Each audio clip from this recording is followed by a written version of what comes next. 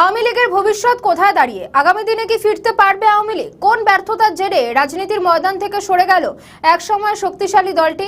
বিশ্লেষণে যা দেখা যাচ্ছে, প্রথমত আওয়ামী লীগের মৌলানা আব্দুল হামিদ খান ভাসানী বা বঙ্গবন্ধু শেখ মুজিবুর রহমান নেতা থাকলেও যৌথ নেতৃত্ব সবসময় সক্রিয় ও শক্তিশালী ছিলেন। বিশেষ করে সভাপতি মণ্ডলী ছিল খুবই শক্তিশালী। কিন্তু 1981 সালে দলের হাল ধরেন 34 বছর বয়সী শেখ হাসিনা। এরপর টানা প্রায় 4.5 দশক তিনিই সর্বেসর্বা। আমাদের নতুন পেজ সাবস্ক্রাইব করুন আরও বাংলাদেশের খবর পেতে। দলের নানা পর্যায়ে কমিটি থাকলেও যা, না থাকলেও তা। তার কথা, কাজ আর ইশারায় দলের পথ পরিক্রমা। দলটি শেষ পর্যন্ত এমন পর্যায়ে চলে এসেছিল, শেখ হাসিনার সঙ্গে দ্বিমত করতে পারে এমন কোনো কণ্ঠস্বর খুঁজে পাওয়া অসম্ভব হয়ে উঠেছিল। এমনভাবে তিনি দলটি চালিয়ে আসছিলেন, তা হয়ে উঠেছিল ঘরোয়া বিষয়।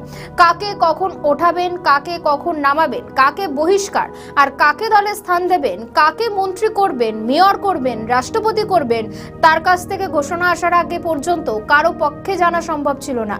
যদিও কখনো কখনো লোক দেখানো আনুষ্ঠানিক আলোচনা হতো, তাতে নীতি নির্ধারণী সিদ্ধান্তটি ছিল কর্তার ইচ্ছেতেই কর্ম। নিরঙ্কুশ জয়ও ডেকে আনে আওয়ামী লীগের বিপর্যয়। 2008 সালের 29 ডিসেম্বরে অনুষ্ঠিত নির্বাচনে আওয়ামী লীগ নেতৃত্বাধীন মহাজোট ভূমিধস বিজয় অর্জন করে। বিএনপি জামাতের বাইরে প্রায় সব উল্লেখযোগ্য রাজনৈতিক দল শেখ হাসিনার নেতৃত্বে আস্থা রাখে।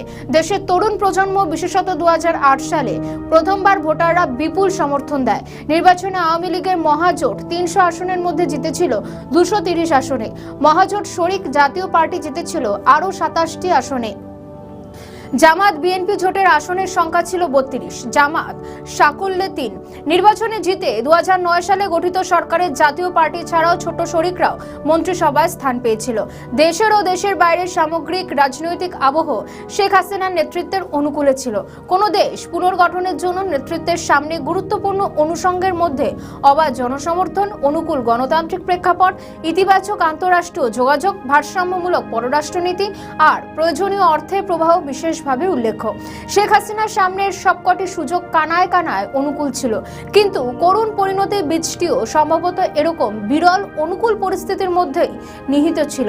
নিরঙ্কুশ ক্ষমতা ও একচ্ছত্র নেতৃত্ব শেখ হাসিনাকে কি সম্ভবত বেপরোয়া করে তুলেছিল? ক্ষমতায় গিয়ে আওয়ামী লীগ ধীরে ধীরে নির্বাচনী প্রতিশ্রুতি থেকে সরে আসতে থাকে। আদর্শ বিসর্জন দিয়ে প্রকাশ্যে গোপনে ডানপন্থী দলগুলোর সঙ্গে যোগাযোগ গড়ে তোলে। বাইরে যদিও 71-এর চেতনা অসাম্প্রদায়িক বাংলাদেশ গড়ার মেঠো বক্তৃতা ছিল, কার্যক্ষেত্রে তা বাস্তবায়ন ছিল না। তত্ত্বাবধায়ক সরকারের জন্য দীর্ঘ আন্দোলন করা দলটি ওই বিধান বাতিল করে দেয়। সংসদ কোনো বিষয়ে কার্যকর বিতর্ক চর্চার বদলে ক্ষমতাসীন দলের একপেশে বক্তৃতার মাঠ হয়ে উঠেছিল। বিএনপি জামাত ছাড়া প্রায় সব দল সরকারমুখী হওয়ার কারণে আওয়ামী লীগের মাঝে অতি আত্মতুষ্টি ও ক্ষমতায় দীর্ঘস্থায়ী বন্দোবস্তের মোহে পেয়ে বসে। আস্তে আস্তে ক্ষমতাসীন দলের রাজনৈতিক ভূমিকা গৌণ হতে থাকে। পুলিশ প্রশাসন ও ব্যবসায় নির্ভর হয়ে পড়ে। পেশাদার রাজনীতিবিদ আর সৎ ঝানু রাজনৈতিক নেতাদের দৃশ্যমান উপস্থিতি কমতে থাকে।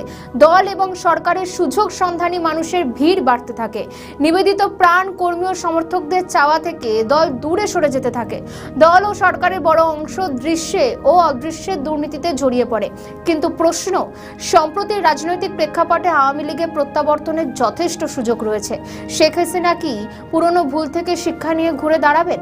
নজর থাকবে সেদিকেই। আমাদের নতুন পেজ সাবস্ক্রাইব করুন আরও বাংলাদেশের খবর পেতে।